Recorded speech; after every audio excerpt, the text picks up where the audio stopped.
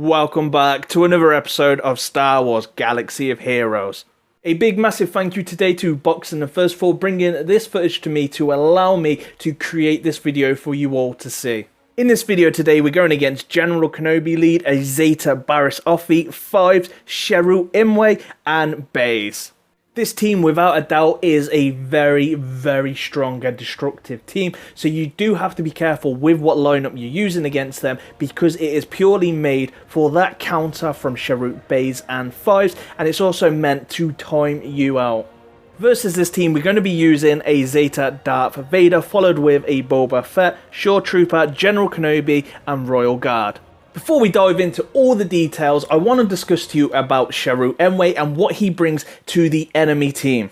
Sheru has a special ability called as the Force Wills, where all allies have their current health percentages equalised. This dispels all debuffs from all allies and grants them a heal over time effect for 4 turns for each effect dispelled. Allies that are not debuffed gain tenacity up for 3 turns.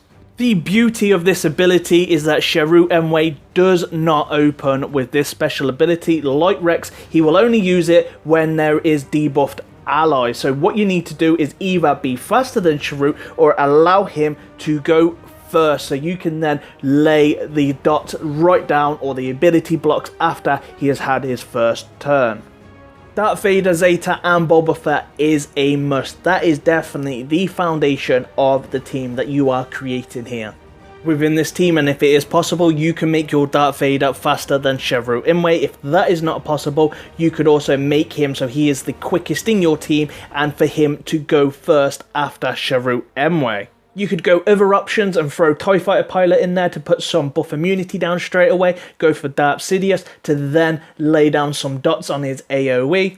The very good thing about using TIE Fighter Pilot and Sidious in this team is they also have a 50% chance to remove 20% turn meter when they damage an enemy. This turn meter removal is only for Empire and Sith allies, and that is under a Darth Vader Zeta.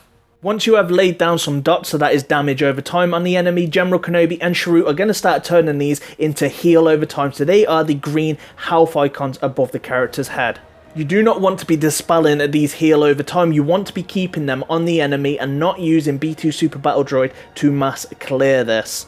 The heal over time and damage over time is going to feed Boba Fett and let his execute deal so much more damage. You want to be making sure that you are Omega-ing Boba Fett's execute and also Omega-ing Darth Vader's Culling Blade. This is then going to stop the attack being evaded. The biggest focus here is keeping Darth Vader alive. Once he does die, and so does his dots over time, so they will not keep reoccurring on the enemy if he is dead.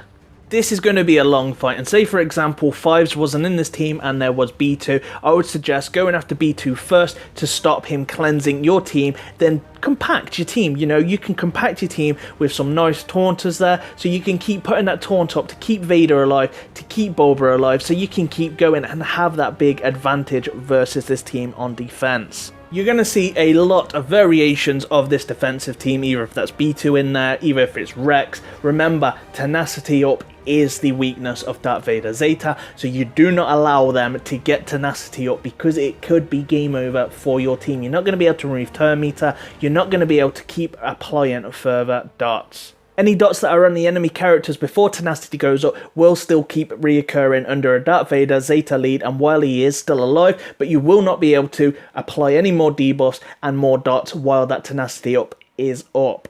This would definitely change the approach of what you go and who you attack first and who you take out, ability block and so forth. So be mindful of who you're attacking, always check their stats, their speed. If you can make your team quicker, then do it. If not, then make sure that Sheru Imwe is going first if you're not able to land lots of debuffs down and lots of ability blocks before he gets to turn. There is currently a good few of taunters in the game, you know, depending who you're against, what you use. You could take out Royal Guard, for example, you could take out Shore Trooper, General Kenobi, go for another tanky taunter, or you could go for more of an attacking team with like Darth Maul because he's also a Sith, so he's going to have that chance to also put some days down. He's also going to be able to throw down some removal of the turn meter.